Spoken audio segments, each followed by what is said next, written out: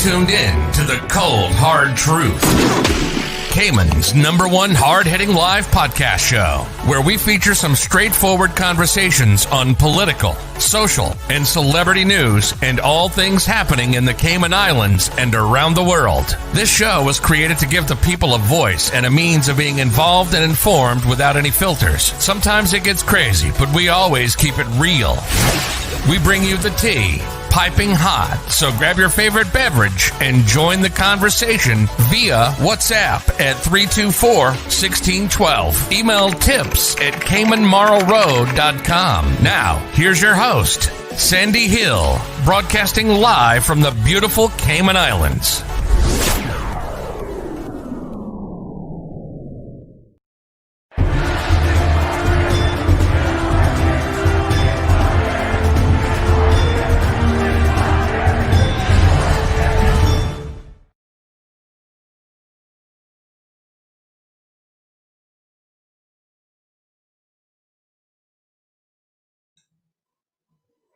Okay, good evening, folks, and welcome. For some reason, you cannot see me, but I can assume that you're hearing me. So give me one quick second here. Let us just check some connections. Oh my goodness, sorry. In terms of what's going on here. Good evening, one, and good evening, all. This is like, there we go. Whoa. What's going on with the hair, folks? You got to tell me when I'm looking like a mad woman. I was just lying on the sofa, taking a minute.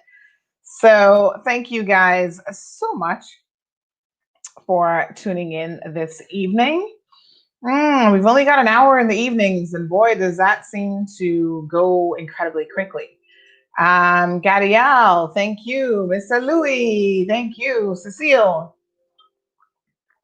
Lorene can hear me. Ronika. All right. Julex. Trench. Watching in Southern California. What's up? Good evening, guys. Thank you so much for tuning in.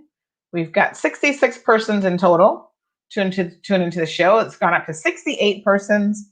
Louis says, you look presentable. Thank you so much, Louis. I appreciate that. Hello, Mr. Barrow. Ooh, what have I done to have the pleasure of having you joining the program this evening? I was going to say morning, but this is the evening segment. Miss Marion is here. Dwight is here for it. Good crowd. Let us delve in and discuss what's been happening here in the Cayman Islands. So earlier this afternoon, we stopped by the Glass House, and there was a little bit of a situation. Hi, Manzi. Manzi's all the way in Canada. Thank you so much for tuning in. We had a bit of a situation with the Cuban refugees at the government building, and I've received some feedback from persons after that. And I just want to briefly, discuss, I think, what was happening. So first of all, there is a general sense that as Caymanians, and I share this, we all feel this way. We don't ever want persons to come here who are at the mercy of, the people, so to speak, AKA the government. And then they disrespect us in any way, or they're ungrateful. I totally get and fully understand those sentiments. I don't think, and I can only speak to this specific situation. Hi, Miss Janet. Miss Janet is watching from my personal page, which, by the way, in case you guys missed it, I have been streaming, like simulcasting to my personal page as well.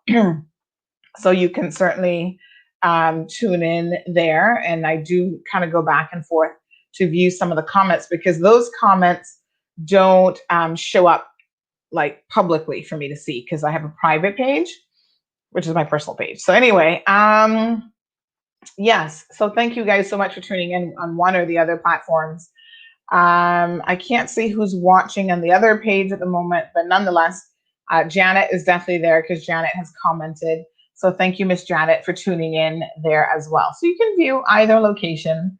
So the Cuban refugees, here's what I think is going on. Hi, Debbie. Hi, Cameron, Melita. They were not saying that, listen, we're not getting any help from the Cayman's government or we're here protesting or anything of the sort. That's actually not what was going on at all.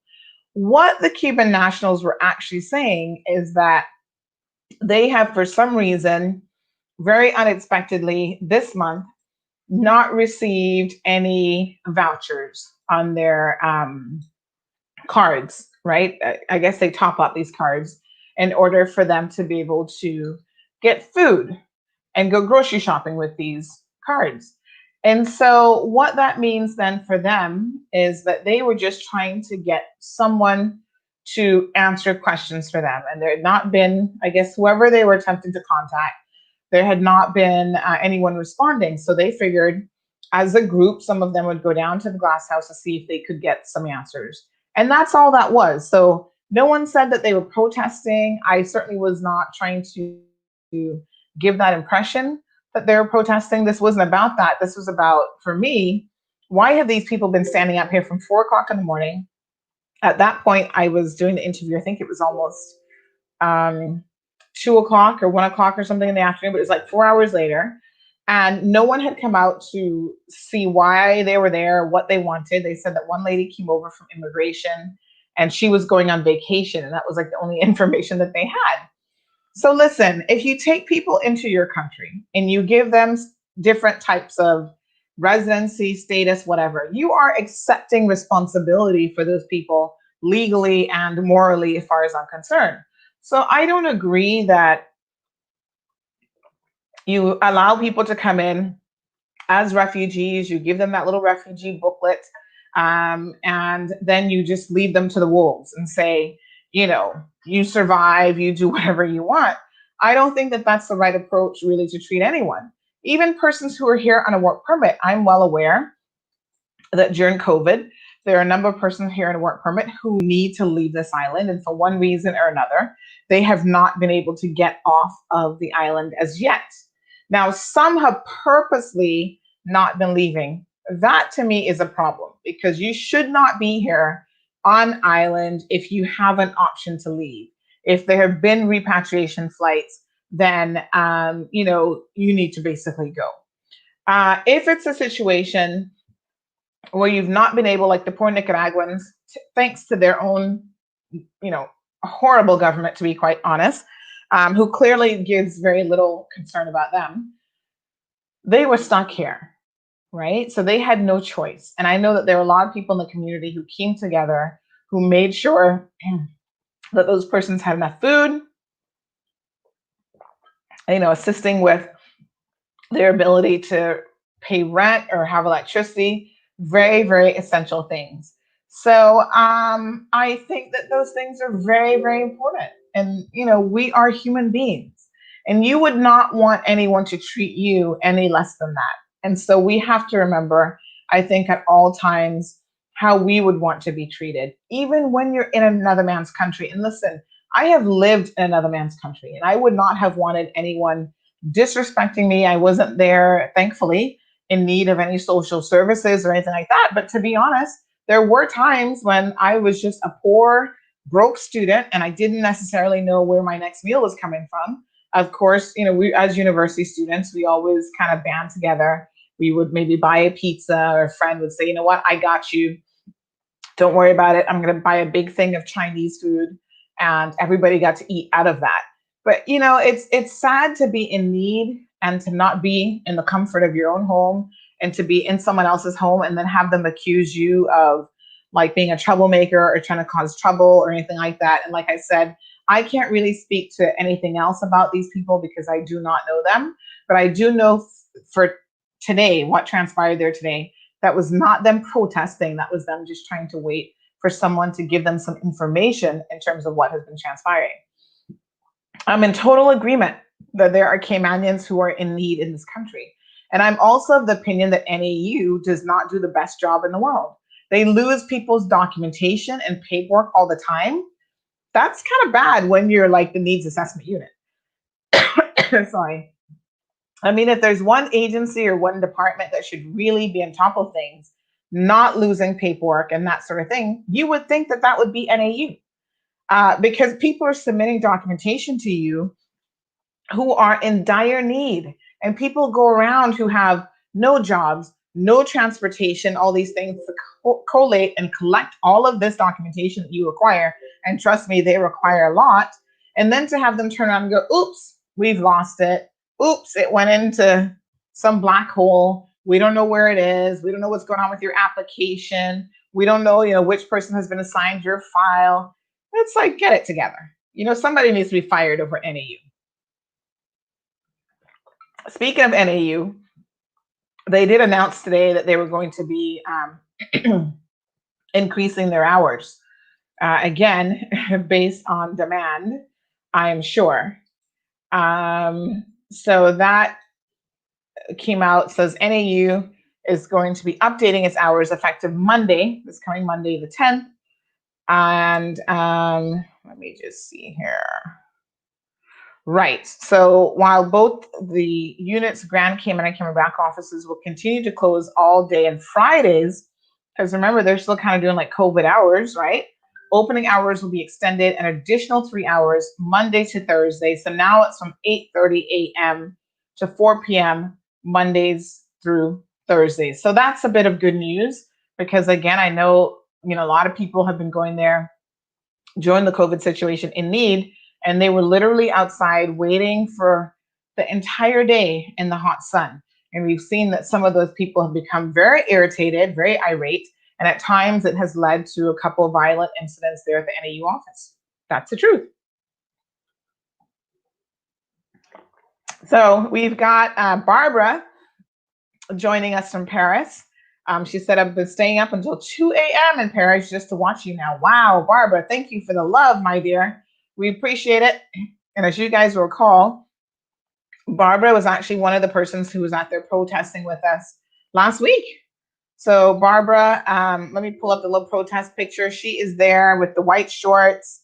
Right next to me, the sign that says, it's our money, not yours. And this was the Fidelity Bank, not Fidelity Bank, sorry, Fidelity pension protest that we had last week.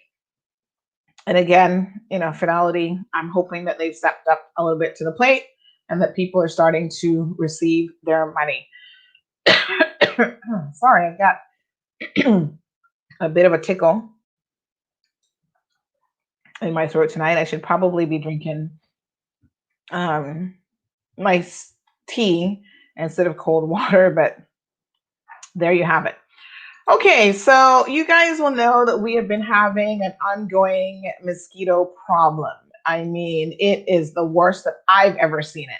Now, I have heard some horror stories in my lifetime about back in the day when mosquitoes used to literally kill cows. They would suffocate cows and, take them away, sort of thing. Because they were so bad. Larry's in New York. Thank you so much. Larry says that Barbara is actually his sister-in-law. Wonderful. Thank you, Larry. So the mosquito situation was horrendous. We are very much aware of how, horrible they were. And so it is shocking to be able to, in 2020, to have this discussion that basically says that we are continuing to battle with the mosquitoes, and it has gotten worse. And so if you guys recall, we actually did a story on the MRCU, and the MRCU staff actually stepped up to the plate and they signed a petition. Now, you guys know as Caymanians, we don't hardly sign anything. So for the vast majority or 3/4 of your staff to sign a petition, that speaks volumes about how serious these people are. They're willing to put their name to this, to basically said that if government does not sort this out, they're prepared to resign a job that they have loved and had, some of them, their entire professional careers. And so this letter of no confidence was submitted to the ministry. This was July the 23rd. We're now August the 4th. Apparently, he has responded in another publication saying that the reason for the mosquito issue is the COVID situation. Now, that's questionable at best because his staff, who've been there for a very long time, have a very different sort of reasoning in their mind as to what's going on. So they have said that unfortunately, since Mr. What's his name again? Let me just get his name here. McNeely. So since Mr. McNeely has been in the job now for 2 years, Dr. Jim McNeely, that he's been doing things his way and not listening to the good folks who know what has been working here in the Cayman Islands for the Caymanian people. So his lack of understanding of the mosquito situation and willing to listen to their advice and protocols and procedures that we've used for 25, 30 years that by and large have really worked, he kind of threw that playbook out the window. And he didn't want to do that. He didn't want to drain the swamp so that because what would happen is they cut back the, which now makes sense as to what they were doing last week. They cut back the mangroves. And the whole purpose of that is to allow them to effectively allow the fish to get in there and eat the mosquito larvae before the mosquitoes get to this adult stage where they're biting you. I mean, literally 9 o'clock in the morning, 12 midday. It doesn't matter now what time of day. Before, you never had to worry about mosquitoes till dusk. And that's kind of when they come out. The scary part about that is when you see mosquitoes in the day, the daytime mosquitoes, those are the most dangerous ones. Those are what are they called? The Aedes aegypti mosquitoes that are the disease carrying ones. So they're the ones who carry the dengue fever, the chick V, Zika. What else do they carry? All this kind of stuff. They are the most dangerous mosquitoes. Apparently, there's a common like black mosquito or whatever, and they're just nuisances, but they're not necessarily the ones that will kill you or make you really, really sick. It's this Aedes aegypti mosquito, and I can tell you I mean, it must be a battle of the types of mosquitoes right now because, wow, it is absolutely crazy out there. And, there are accusations that this man is using a pesticide that has a questionable history at best, that in a lot of places it has been banned. It's not even being used because it's associated with neurological disorders and issues. And he has been buying this from his friends. So remember, we brought him in from some agency in Florida to run our mosquito agency. And so, he has a very different way, allegedly, of doing things. And so he hasn't been draining the dikes as was previously done for decades. He's been using new chemicals. He's been allowing the planes to fly at a very low aerial distance, like 65 feet above the ground. And people are saying, the persons who work with him, who are the field operators, are saying that's too low. And that is why things like the bees are dying. And he has denied, because this issue about the bees came up in a previous year, and he has denied having anything to do with that whole situation. He's claiming that the spraying is not responsible for that. Questionable. There are people who are saying that it is. He's also taken and redeployed the 12 employees who were previously focused on inspection and treatment of yards. So, a lot of people have standing water and buckets of water and whatever in their yards. And so they had a team of about 12 people that would go out there and treat those yards to try to control this Aedes aegypti mosquito. And unfortunately, he basically took them all off of that rotation and have them now going out just monitoring the mosquitoes, which I don't really get. So they're no longer involved in the same way in terms of treating different hotspots in people's yards and that sort of thing. So now they're focusing on swamp inspections and trapping them to count them. We don't want to be counting mosquitoes here, folks. We just want to kill them. We know that there's a lot of them. Can we just leave it at that? That's the count, a lot, way too many. And this has been horrendous. So according now to Mr. Dr. McNeely, he has gone to Loop Cayman and claims that, the real issue is apparently that it's all COVID's fault. Everybody wants to blame everything on COVID. Really? Okay, then. I'm not believing him. but we'll see. We shall see. Let me just see here before I read some comments.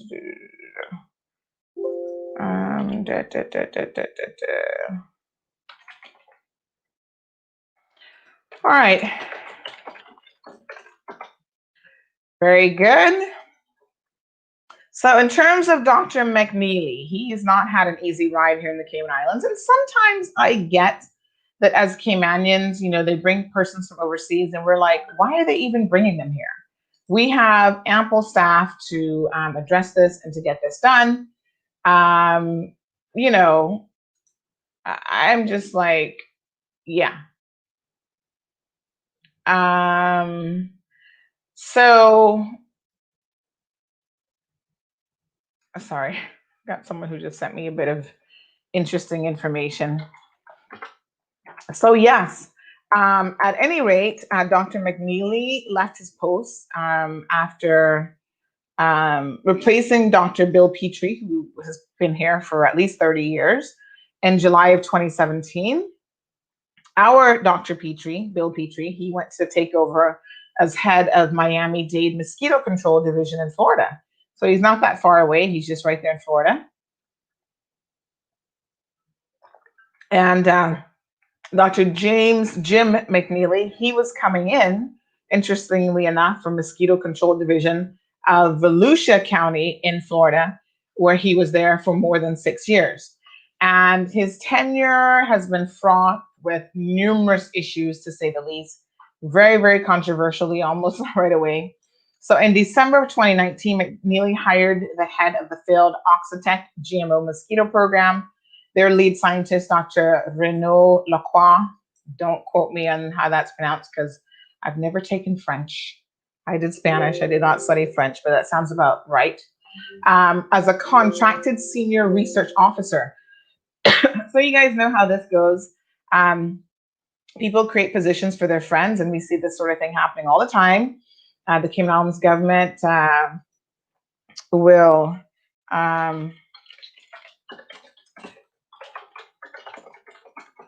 they will hire someone in, and then all of a sudden that someone starts bringing the dog to work for them, their granny to work for them, papa, mama, this one, that one, blah, blah, blah.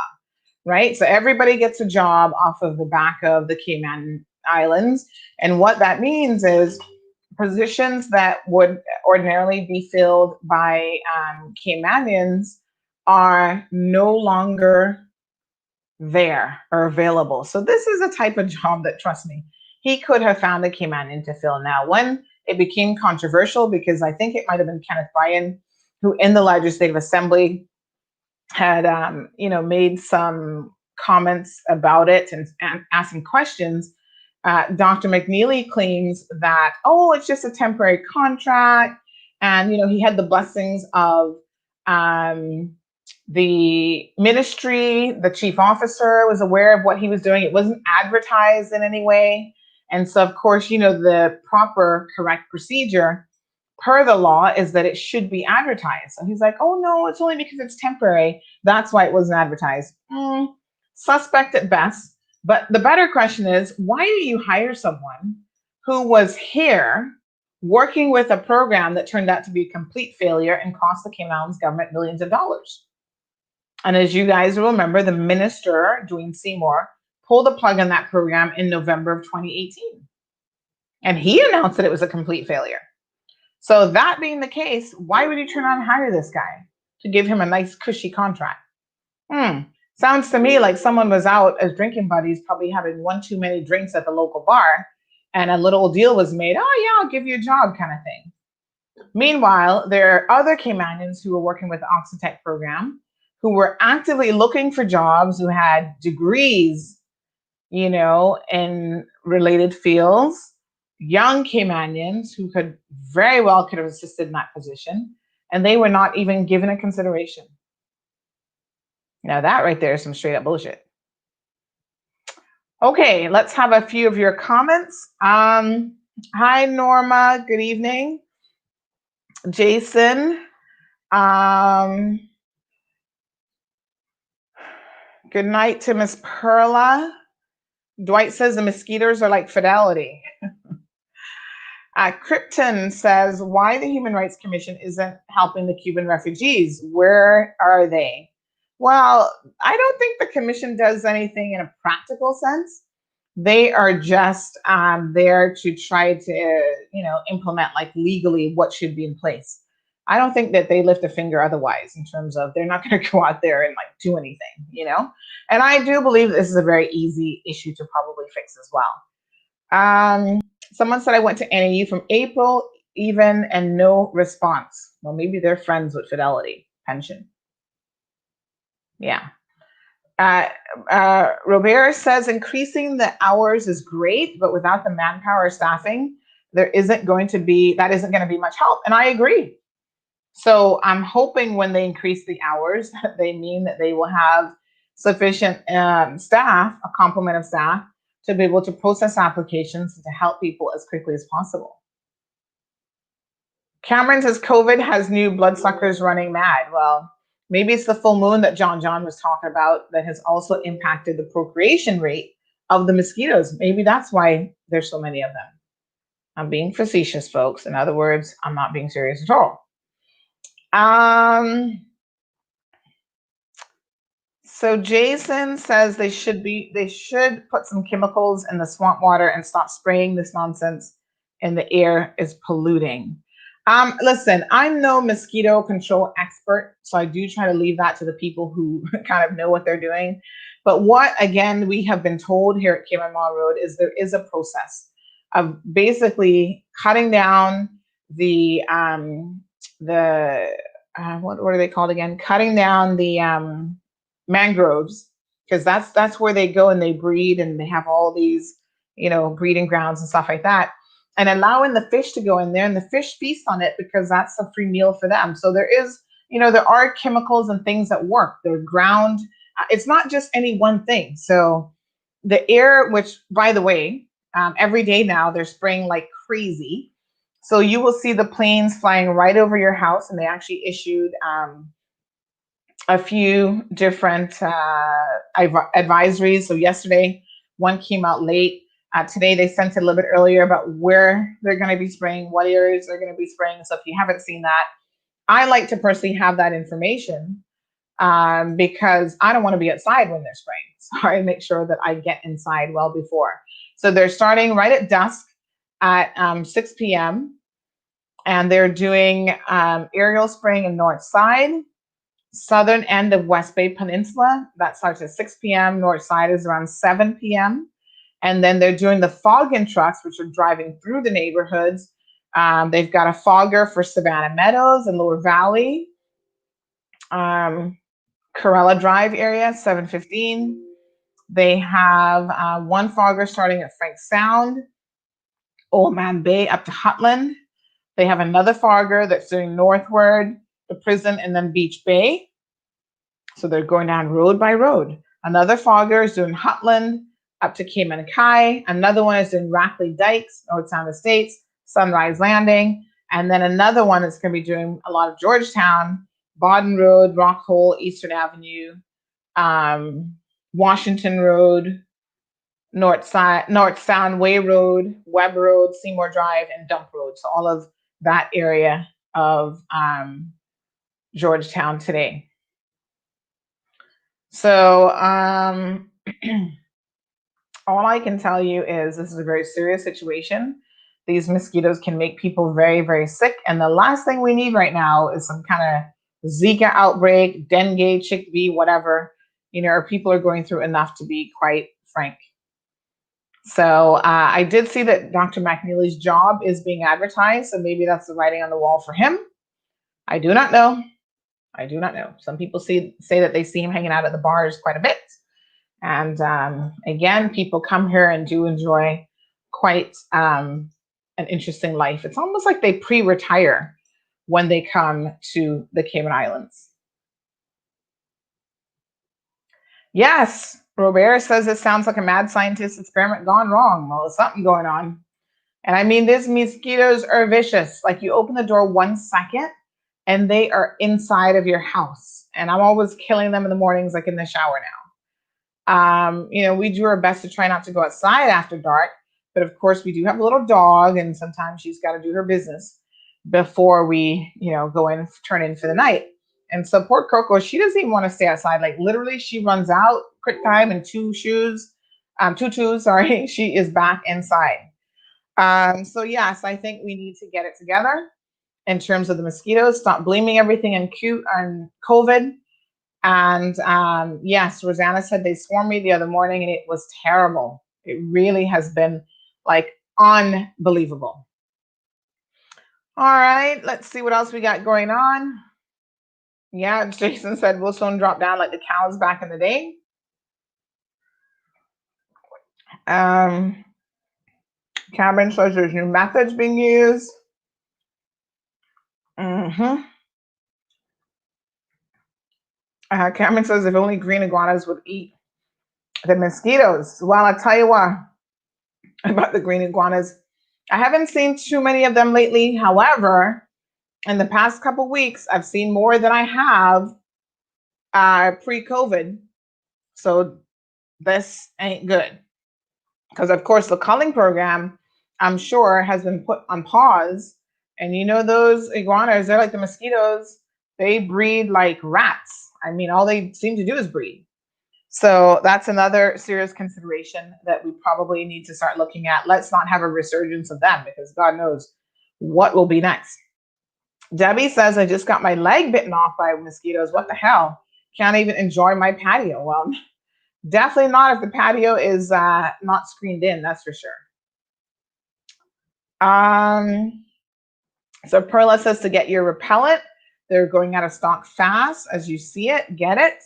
Yes, they don't seem to work very well, but on Saturday, I was at Cayman Bay having dinner with a friend, and when we came outside, it was, after dark, and man, oh man, oh man, the mosquitoes were just like, oh my gosh, horrible, horrible, horrible. But like I said, it hardly matters what time of day, but they do definitely get worse at nighttime as well.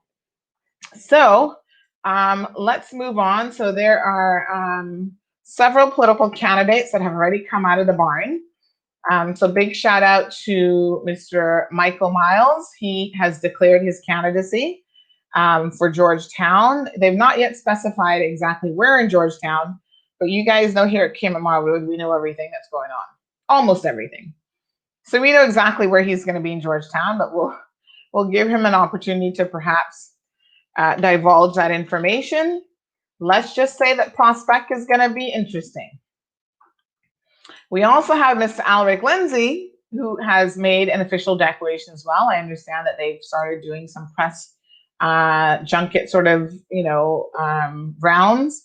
And Alric was on both the Rooster program as well as on the Radio Cayman daytime program, talking about, the fact that he will also be making a bid for elected office. And so we kind of know who the players are going to be already. Like we know a lot of them, and it'll be interesting to see how many of the people that we don't know that are maybe sitting on the fence who are going to come out and sort of surprise us with an announcement. But, once you've got your ear to the ground, you kind of know exactly who is coming. So there's a lot of names. Some have already been involved in politics, and some have ran already, and they're going to be coming back for like a round 2 or 3 or 50 or whatever. So we will definitely be keeping an eye on those. And Debbie says, thank God, need some new blood, new guard. Robert says the mosquito repellent, it's the new Purell hand sanitizer. Well, I don't know if it works at all, but Dwight says coconut oil, I think is what that's supposed to be, is better than the repellent. Okay. Yes, Cameron. So, here on Cayman Mall Road, we will be putting politicians and wannabe politicians to the test. We have no issues with certainly calling a spade when it comes to these candidates. And we'll be asking them some tough questions. And we definitely want to know what they really have to offer the people of the Cayman Islands. So if they're running for public office, of course, our doors are always open on this platform to join us and tell us what you have planned and what you hope to accomplish if you are successful in being elected. Now, what I will say is there will be people who I will personally endorse because I have seen them throughout time, acting in a capacity of being helpful to the community, lending a helping hand. And it comes from a place of genuineness and not just a place of, oh, I'm going to be running for office, so let me start doing this and that and whatever. You have to genuinely care about people. And like I was saying to a candidate earlier this evening, this is the Cayman Islands and it's a very small place. And at the end of the day, you can't be one of those people who's going to be like, oh, I'm not going to help people or I'm not going to give any handouts, because you really shouldn't be involved in politics because number one, that's already established here. Now, not handouts in the sense that, you're paying people's bills or that sort of thing, but there are times like Christmas time and different little holidays that your constituents expect a little something of appreciation. Not even that they will take it, because anytime my MLA comes knocking, and I'm now in the district of Town East, I think, Chris Saunders, which reminds me I have to change from my other location because I was in Newlands. And yeah, so Chris comes around Christmas time and he brings a little fruit cake or something like that. And I don't even eat fruit cake. So I'm always like, you know what, give it to somebody else who needs. But Chris is very much, he will check in his constituents. Do you guys need anything? How can I help? He does the annual, back to school, what do you call it? The gift, the back to school supply kit, where every child gets a little, backpack with school supplies. And listen, if you don't have the personality for that sort of thing, don't get involved in Cayman politics, because it is an expectation of successful candidates. And it's part of how you give back to the community. And I always say that there are people in this country who do get a little bit used to the handouts and to the vote buying and that sort of thing. And that's not really what I'm referring to. But I think that there are times when you have to be willing to give back to the community, back to your constituents in some way. And they appreciate the gesture, whether they actually need it or not. So for people like me, I don't need the fruitcake. I'm good during COVID. I can survive at this particular time. I don't need the Foster's food voucher and that sort of thing. So I'm an honest person in terms of that sort of stuff. If I don't need it, I don't want it. Give it to somebody else who may be in need. But I do appreciate that here in a small community, there is an expectation that politicians will be a little bit more helpful in that kind of way. And it's not like where you live in the States where you have hundreds of thousands of constituents who have no access to you. Your voters, right, normally know where you live. They know what you're driving up and down in. They're in your business just like everybody else's business. And, they're just keeping a keen eye on you and watching you. And they see you out in the streets. You go to the same grocery stores. So you are very much a part of this community. It is what it is.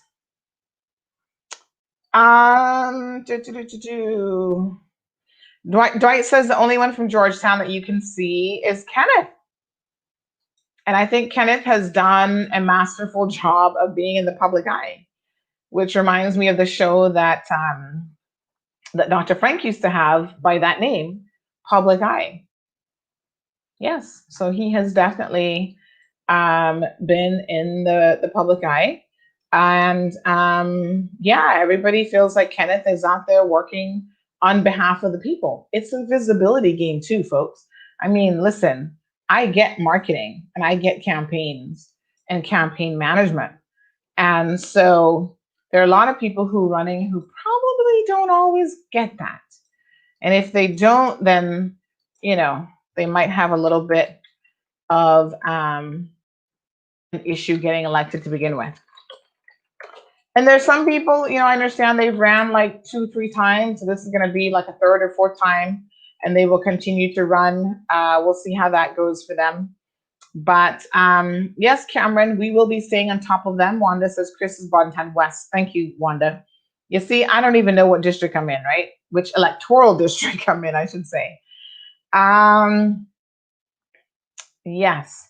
So Debbie says handout should be illegal. Vote buying is wrong. Get in, do your job, and that's all we need.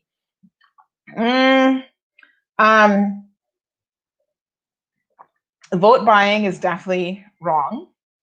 But again, there have been politicians in this country who have assisted people in need because maybe the resources are just not there for them to get the help otherwise.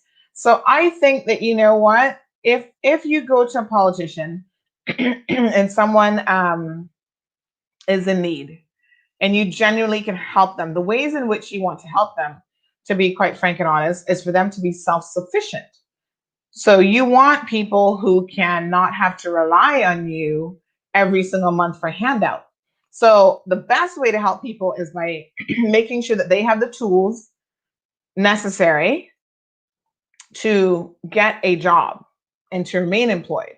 And the tools could be everything from uptooling themselves to educational opportunities. So they can go to school, they can get a GED if they didn't get one, they can go to university, they can further their education. The tools necessary may be immigration and workplace tools, like don't allow people to advertise. Someone sent this to me the other day on, I think it was Instagram. You know, right now we're in the middle of COVID and people are looking for jobs, specifically Caymanians are looking for jobs. And you still see persons advertising overseas talking about they basically want a work permit holder for this job. And I'm thinking, what? That should not be allowed. And at the end of the day, I think that you know, those are the types of tools. So sometimes it can be tools that are incumbent on the individual candidate, the potential employee to do their bit. And then times it's for government to step in and do what they need to do as well. So Lily wants to know, why is Prospect going to be interesting? Well, I was just saying that, well, I was just speaking about who's running, and that's why it's going to be interesting. So I know of at least 3 potential candidates in Prospect. And normally you have that like 4th or 5th person who just wants to run just for the hell of it. Tracy, thank you so much. Tracy's confirming that the fogger was just in Hutland in Northside a few moments ago. Thank you, Tracy. And Miss Lily is tuning in on our personal page tonight. Ronika says John is helping for Bodden Town. Well, okay. I'm sure he is, because he's the type of person who likes to throw a party for his constituents. And some people consider those types of things vote buying. But there are people who say John is very useful in giving to people in the community, especially if you belong to certain families in Bodden Town. You definitely get preferential treatment from the good minister. Do other people get who are not his friends, who are not connected to him, who have no political connections? That is a whole other question, like people who are actually in need. So we shall see. And you guys know that there's certain people that I'm not fans of them, and I'm not going to lie to you. I don't have anything personal against John, but am I a fan? No, I'm not. I've seen the rogue behavior, even as minister, that is very unbecoming of a minister. I've seen the man lie. I've seen him call names of people in the Legislative Assembly, and his supporters are happy to ignore all of those things. And that's on you, because I don't vote in that district. So it is what it is. Perla says, just a suggestion, if anyone that is doing a campaign to its representatives of their district, they should wear a shirt of that person. That way they don't look like Jehovah's Witnesses. Perla, what are you trying to say about our Jehovah's Witness brothers and sisters? Like, you would not open your door to them, but you're going to open it to someone campaigning. But to be fair, Perla, I think that it's a good point in a way that people should clearly identify themselves. I mean, in this day and age, I don't care who you are. I'm not really opening my door to you anyway. If I'm not expecting company, you're going to be talking through the security camera. So really coming to my door is not the way to reach me. I don't know about anybody else as a potential voter. Cameron says the mall road never ends though. But yes, I mean, that's not what I'm personally into. You can call me on the phone, you can WhatsApp me, you can reach me through social media and Facebook, but don't come knocking on my door. I'm like, listen, this is my space. This is my personal space. I'm not inviting you inside my house. and we're not going to be sitting down and having coffee while you talk politics to me. So yes. Dwight says, that's why you are a great person, Sandra. You're like Tupac, straightforward. Well, what they say that straight talk makes no falling out or something like that. It is what it is. And not everybody's going to like it, and they don't have to like it, but you just remain truthful or firm with the truth. And then you never have to even remember what you said. You know, I can't be bothered with, oh my gosh, did I tell Dwayne Smith that I like Dwayne Seymour? Next time I see Dwayne Smith, maybe I need to continue that rhetoric. No, I would have never told anybody that I'm a fan of his. So no one could ever say, well, one time you said to me. Nope, never said it. Lily says, why is Prospect going to be interesting? Well, I was just saying, Lily, that it's going to be interesting because now we know that we've got Austin running in Prospect. We have a female candidate who's not yet declared that's coming out for Prospect. And we have, although Michael has not indicated specifically Prospect, the streets are talking that he is going to be running for Prospect. So that's what the streets are saying right now. I'm sure he can always change his mind right up until nomination day, but the streets have him pegged for the District of Prospect. So that's all I'm saying, you know. But yes, a lot of districts are going to be interesting. And I mean, I think candidates are still kind of feeling out, perhaps. They know that they want to run, they want to get in there, they want to make a difference. And maybe they are just figuring out precisely where strategically they want to run. And this comes down to the numbers, folks. People are choosing one district over the other, not because of any like affiliation or anything normally. It's about where can I win? This is God's honest truth, right? Most of persons run in a district where they're connected to. They either grew up in that district, they feel like they have a lot of support in that district, they know the people in that district, and so therefore they will get the greatest number of votes in that district. Yes, Morna, straight talk, Bobo, always on point. So Perla says she's not trying to offend any religion, but some think such. Yes. I mean, like I said, if you're working for CUC, the electric company, whoever, you should wear clothing that makes you very much identifiable to the average person. But yeah, right now, don't be opening your doors, folks. The mosquitoes will take you and the person campaigning away. And then there's nothing that can be done about that. So let me just see what is going on here. All right. Very good. Everybody looking good. So congratulations to Candia. Let me just see what her name is again. Candia James Malcolm. She's now Deputy Director of Public Prosecutions following what they say is a open recruitment process. So she applied for the position, and she has a Bachelor's of Law degree from London School of Economics and Political Science, which she got in 2000. She pursued the bar vocational course at the Inns of Court School of Law, and she was admitted to the Bar of England and Wales in 2001. And she's a member of the Honorable Society of Lincoln's Inn.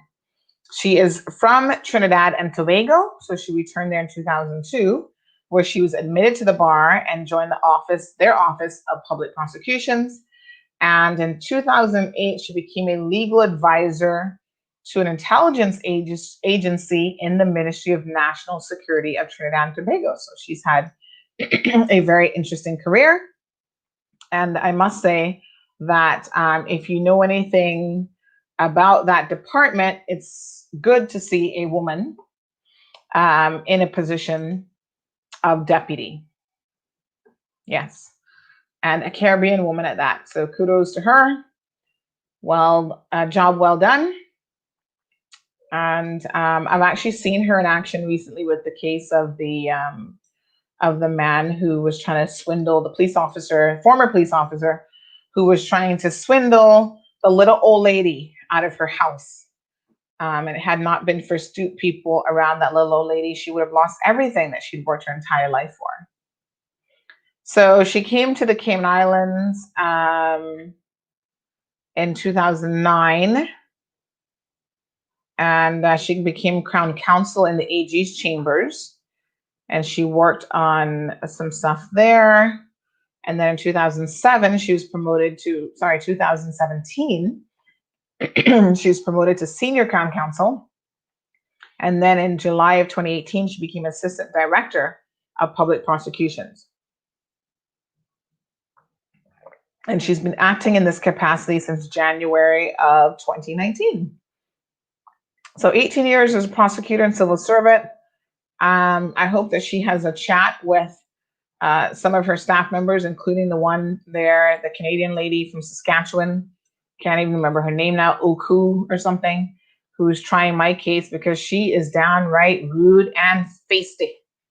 And trust me, I've had to tell her some cold hard truth remarks, passing her in the halls of justice, as they say, because the woman faced the bad. So when she passed me, she passed some remark to me about, oh, you better. This was after the judge turned down her application to extend my bail conditions. And I guess she wasn't happy about that. And she was walking out and passed some remarks to me. And I'm like, bitch, who are you talking to? I'm like, don't listen. You're no longer in court. You're done with the judge. Passing by me, you should actually have nothing to say to me. You're not my counsel. If you want to speak to my lawyer, you can message him, you can email him. And she walks by, making comments like directly at me. And this is where I'm like, friend, listen, TD, don't come for me. Because I will find a reason to go to Northward, and that might be telling you about your backside in court. But, this is what people do. They come to our country and they disrespect us. And this is where there's certain people that I have no time for. You don't do that, right? You don't know me.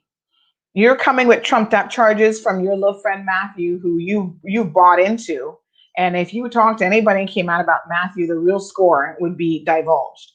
Okay, so he gives you one little letter claim that Al didn't recommended him to be the consulate for Belize, and you think this is a guy of shining character? Like, come on, woman. You can get up there and defend him all you want. And you may even get a conviction in my case come back on the, what day is that? Is that this week? I don't even know what day. But whatever. That might be Thursday. I don't even know when the decision's coming down. You may get a conviction. Who cares? But what I do know is the truth will never change. And the truth of the matter is, in this criminal prosecution, you're representing someone who has quite the reputation, and we have discussed that reputation. And if you want to say that discussion of his reputation is harassment, then, I don't think that that's what it is, but okay. Someone has just informed us that there's a crash in Dump Highway. Dump Highway? Where's Dump Highway? Dump Road? Okay, we'll get some clarification on that and see exactly what's going on. Hopefully it's not too serious of a crash. So Mr. Lee Rich has become like an overnight celebrity here in the Cayman Islands. Everybody's reading his book. We're going to be continuing some excerpts in the morning. People are sending pages and so forth. So Dwight says, slap that bobo. Yeah, she looked like one, but she's actually a TD. Yes, she soon know what she's dealing with. At least we hope so. Yeah, listen, it is what it is. Lily says, in my opinion, Austin doesn't have any competition. Well, I'm sure Austin will be glad to hear that. And we'll see. Perla says, I agree, Sandy. Don't open your doors. Debbie, you're so true. Don't come here and disrespect us in our own country. Very disgusting, regardless of the situation. Seen it too many times. And Dwight, some final good words. We just have a few more minutes, 4 more minutes. The truth shall set you free. That what you don't like. That's what they don't like. Yes, that's right. And some of our own people struggle on a daily basis with the truth. And so that becomes a very interesting situation. The highway that's accident on is on Esterly Tibbetts. Yes, they were calling it the dump highway because it's next to the dump. That's why I was confused. I'm like, dump road? What's the dump highway?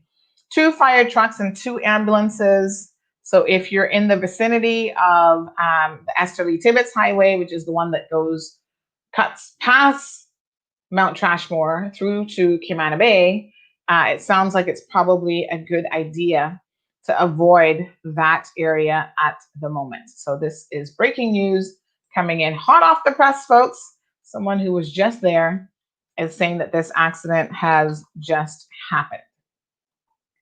Right, so Perla says, this is why, try to see this properly. This is why police, detectives, lawyers, and court parties are not trusted. They all cover their asses. Ugh, this makes me sick.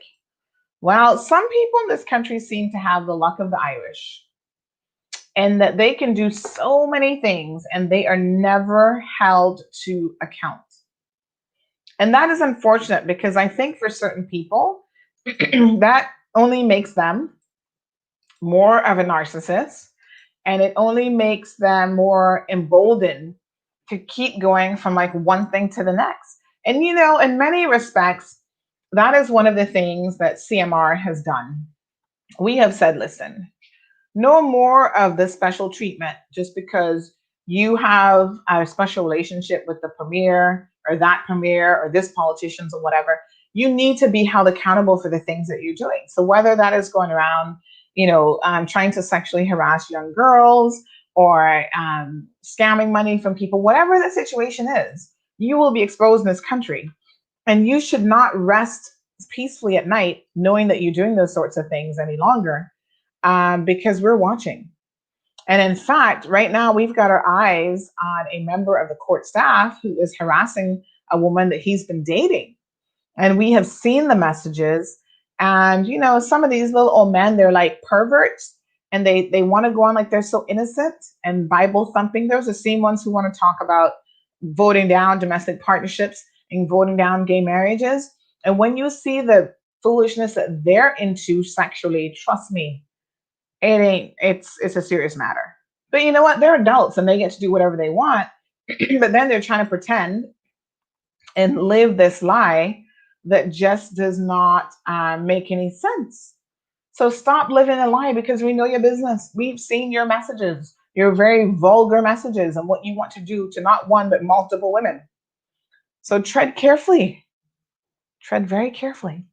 Because when you live in that kind of double life, and on top of that, you're threatening people with getting them kicked off the island and harassing people, you're on thin ice.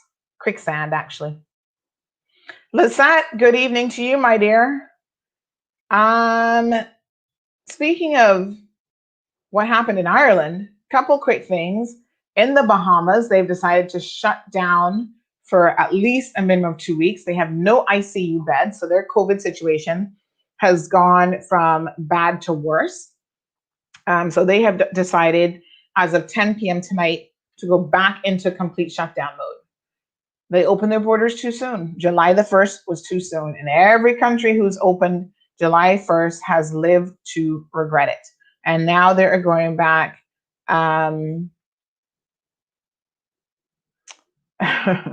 Now they are going back and re-closing borders and shutting everything down. And, so about 2 weeks ago, they said, okay, well, let's not allow the Americans to come back in. And now they've said, listen, it's out of control. No ICU beds. We have 108,000 persons getting government assistance and government food and whatever. And we cannot handle this. So boom, as of tonight, they're shut back down. You can't get in, you can't get out. The country's back on lockdown. So we will see what our fate will be come September the 1st. Okay, so Debbie says, I think Lee Rich will expose a lot of hypocrisy. Well, we're still reading. And he mentions other people, which we will be discussing on tomorrow morning show. So make sure you tune in tomorrow morning, folks. That's the end of the program for this evening. Thank you guys so much for tuning in. Love having you here as usual. And by the way, I want to mention, I've not forgotten that we have not yet picked a name for our youth show. So there was a slight delay with it. but I'm hoping to be able to do that Monday, the latest. We're still doing some tabulations and looking at a few things in terms of picking the name and who is going to be the winner. So we'll see you guys at 7:15 in the morning for the morning segment. Whatever we didn't cover tonight, the poor people in Lebanon, we've not get to talk about that situation there. We will be showing some of the video footage from that. At least 50 persons have lost their lives and over 2,700 persons injured as a result of a massive explosion that happened in the late morning. So please stay tuned for that. We'll give you an update on kind of where things are at. Those poor people were suffering enough already because of COVID. Their economy was in the tank, and now look at this. It's going to get so much worse. So thank you, Linda. Thank you, Debbie. Thank you all for tuning in. Dwight, Robert, all of you that tuned in this evening. I enjoyed your company. Miss Lily, of course. And tune in again tomorrow morning, please, at 7:15. So have a beautiful night. Hola to Ingrid. Thank you, Tracy, and everyone for making this Cayman's #1 talk show. Have a safe night, and we'll see you guys in the morning.